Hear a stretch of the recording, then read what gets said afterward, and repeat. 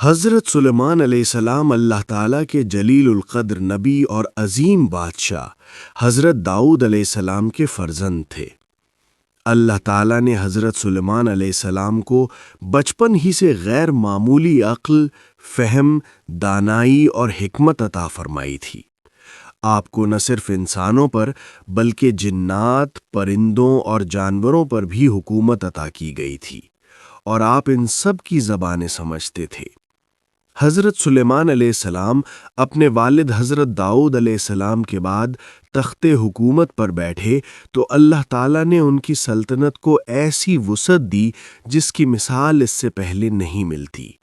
جنات آپ کے حکم کے تابع تھے، ہوائیں آپ کے اشارے سے چلتی تھیں، اور پرندے آپ کے سروں پر سایہ کیے رکھتے تھے۔ حضرت سلیمان علیہ السلام عدل و انصاف، علم و حکمت اور شکر گزاری میں بے مثال تھے، اور ہر فیصلہ اللہ کے حکم اور اس کی رضا کے مطابق فرمایا کرتے تھے۔ ایک دن حضرت سلیمان علیہ السلام اپنے دربار میں تشریف فرما تھے۔ انسان، جنات اور پرندے سب صف بستہ حاضر تھے۔ اسی دوران ہدہد نامی پرندہ غیر حاضر پایا گیا۔ حضرت سلیمان علیہ السلام نے فرمایا کہ اگر ہدہد بغیر کسی معقول عذر کے غیر حاضر ہے تو اسے سخت سزا دی جائے گی یا ذبح کر دیا جائے گا۔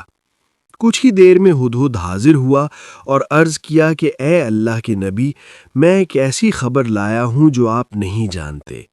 میں سبا کی سرزمین سے آیا ہوں جہاں ایک عورت حکومت کرتی ہے جس کا نام بلقیس ہے۔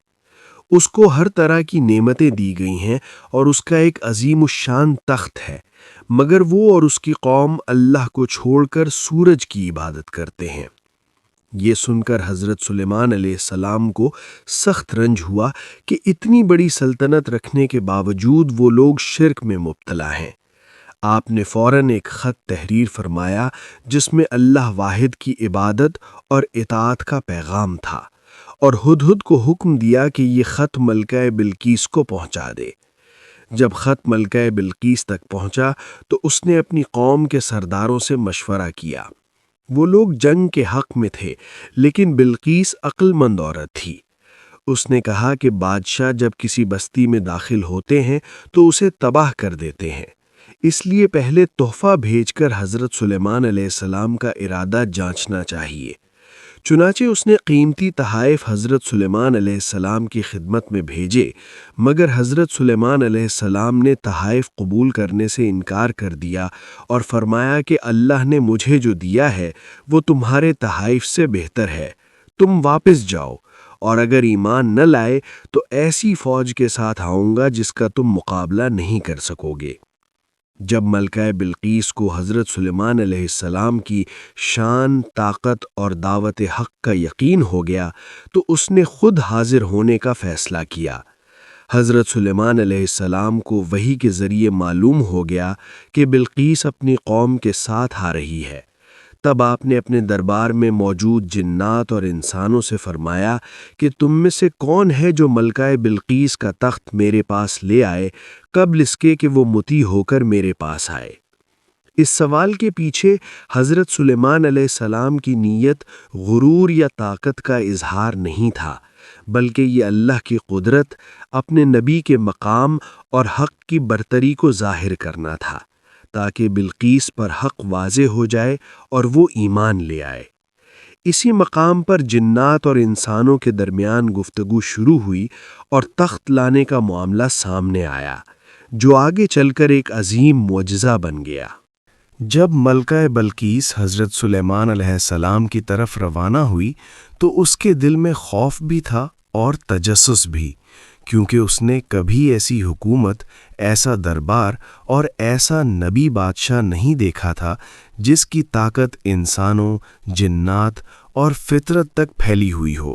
راستے میں وہ بار بار اپنے مشیروں سے حضرت سلیمان علیہ السلام کے بارے میں سوال کرتی رہیں، اور ان کی باتوں سے اسے یقین ہوتا چلا گیا کہ یہ عام بادشاہ نہیں بلکہ اللہ کے خاص بندے ہیں۔ جب بلقیس اپنے قافلے کے ساتھ قریب پہنچی تو حضرت سلیمان علیہ السلام نے اللہ کے حکم سے مزید انتظامات کروائے تاکہ آنے والی ملکہ پر حق پوری طرح واضح ہو جائے اور اس کے دل سے ہر طرح کا شک اور غرور نکل جائے۔ دربار میں انسان، جنات اور پرندے ترتیب کے ساتھ موجود تھے۔ ہر ایک اپنی جگہ پر اللہ کے نبی کے حکم کا منتظر تھا۔ حضرت سلیمان علیہ السلام نے حکم دیا کہ ملکہ کے استقبال میں کوئی تکبر یا سختی نہ ہو، بلکہ حکمت، وقار اور عدل کا مظاہرہ کیا جائے۔ جب بلقیس دربار کے قریب پہنچی تو اسے ایک ایسا نظام نظر آیا جو اس نے کبھی خواب میں بھی نہیں دیکھا تھا۔ خاموشی میں رعب، نظم میں حسن اور ہر طرف اللہ کی قدرت کے آثار نمایاں تھے۔ دربار کے دروازے کھلے تو اس نے ایسے چہرے دیکھے جن میں انسان بھی تھے اور ایسی مخلوق بھی جنہیں وہ پہلے صرف کہانیوں میں سنتی آئی تھی، مگر وہاں کسی میں بدنظمی یا بغاوت نہ تھی، بلکہ سب اللہ کے نبی کے حکم کے تابع تھے۔ بلقیس کے دل میں پہلی بار یہ خیال آیا کہ جس رب کی عبادت یہ نبی کرتا ہے وہی سچا معبود ہے۔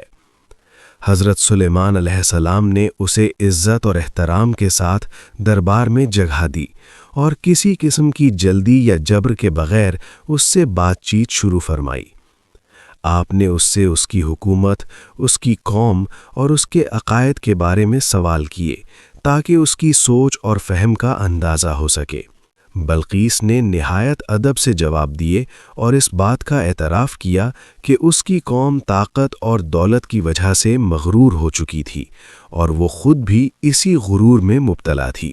حضرت سلیمان علیہ السلام نے اسے نرمی سے سمجھایا کہ طاقت، حسن اور سلطنت سب آزمائش ہیں اور اصل کامیابی اللہ کی اطاعت اور شکر گزاری میں ہے۔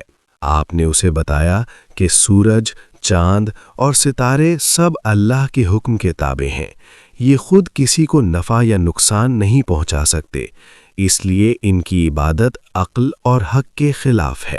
یہ باتیں سن کر بلقیس کے دل پر گہرا اثر ہوا اور اس نے محسوس کیا کہ حضرت سلیمان علیہ السلام کی باتوں میں کوئی دنیاوی لالچ نہیں، بلکہ خالص حق اور خیر خواہی ہے۔